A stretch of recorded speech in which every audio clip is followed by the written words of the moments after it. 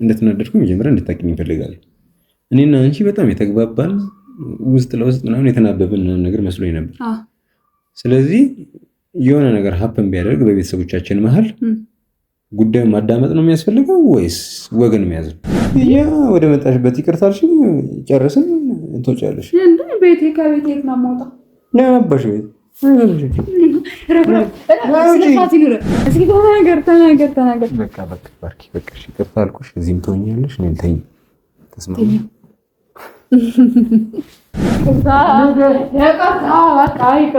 ይቅርታ። ስርዓት ያዥ እንጂ ሴት አይደለሽ እንዴ? እንደሱ ከፍታ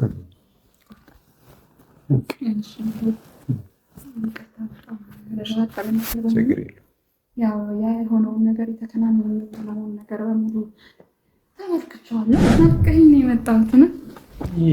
ትራስ ስጠኝ፣ ትራሴ ባርኪ። በቃ ከአንቺ ጋር የምጃጃልበት ምንም ጊዜ የለኝም። ምንድን ነው የፈለግሽውን ተናገሪ ነው። ይሄ ትናንትና እዛ ስትነጫነጫ ነበር። ስራ እኮ ነው ታውቂያለሽ። ግን